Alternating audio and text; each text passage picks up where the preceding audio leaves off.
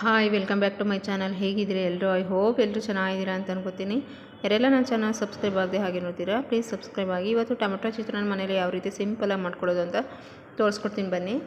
ಕೊತ್ತಂಬರಿ ಸೊಪ್ಪು ತೊಗೊಂಡಿದ್ದೀನಿ ನೋಡಿ, ಕಡಲೆಬೇಳೆ ತೊಗೊಂಡಿದ್ದೀನಿ, ಕಡಲೆ ಬೀಜ ತೊಗೊಂಡಿದ್ದೀನಿ, ಅರಿಶಿನ ಪೌಡ್ರ್ ತೊಗೊಂಡಿದ್ದೀನಿ, ಈರುಳ್ಳಿ ಮತ್ತು ಮೆಣಸಿನ್ಕಾಯಿ, ಟೊಮೊಟೊ, ಸಾಸಿವೆ ಇಷ್ಟು ತೊಗೊಂಡಿದ್ದೀನಿ ನೋಡಿ.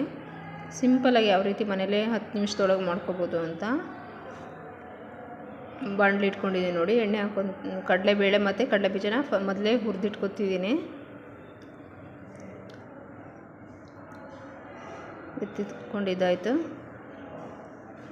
ಎಣ್ಣೆ ಹಾಕ್ಕೊತಿದ್ದೀನಿ, ಸಾಸಿವೆ, ಕರಿಬೇವಿನ ಸೊಪ್ಪು, ಹಸಿರು ಮೆಣಸಿನ್ಕಾಯಿ ಮತ್ತು ಈರುಳ್ಳಿ ಹಾಕ್ಕೊಂಡಿದ್ದಾಯಿತು. ಟೊಮೊಟೊನೂ ಹಾಕ್ಕೊಂಡಿದ್ದಾಯಿತು. ಎಲ್ಲೋ ಪೌಡ್ರು ಮತ್ತು ಉಪ್ಪು ಸ್ವಲ್ಪ ರುಚಿಗೆ ತಕ್ಕಷ್ಟು ಹಾಕ್ಕೊಂಡಿದ್ದೀನಿ. ಹುರಿದಿಟ್ಕೊಂಡಂಥ ಕಡಲೆ ಬೀಜನೂ ಸಹ ಸೇರಿಸಿದ್ದೀನಿ ನೋಡಿ. ರೈಸ್ ಹಾಕ್ಕೊತಿದ್ದೀನಿ. ಲಾಸ್ಟಿಗೆ ಕೊತ್ತಂಬರಿ ಸೊಪ್ಪು ಹಾಕ್ತೀನಿ ನೋಡಿ. ಯಾವ ರೀತಿ ಸಿಂಪಲ್ಲಾಗಿ ಮನೇಲೇ ಯಾವ ರೀತಿ ಮಾಡ್ಕೋಬೋದು ಅಂತ 10 ನಿಮಿಷದಲ್ಲಿ ಚಿತ್ರಾನ್ನ ರೆಡಿ ಆಗೋಯಿತು. ಮತ್ತು ಅದ್ರ ಜೊತೆಗೆ ಟೀನೂ ಮಾಡ್ಕೊತಿದ್ದೀನಿ. ಈ ವಿಡಿಯೋ ಯಾರಿಗಾರು ಇಷ್ಟ ಆಗಿದರೆ ಲೈಕ್ ಮಾಡಿ ಮತ್ತು ಶೇರ್ ಮಾಡಿ.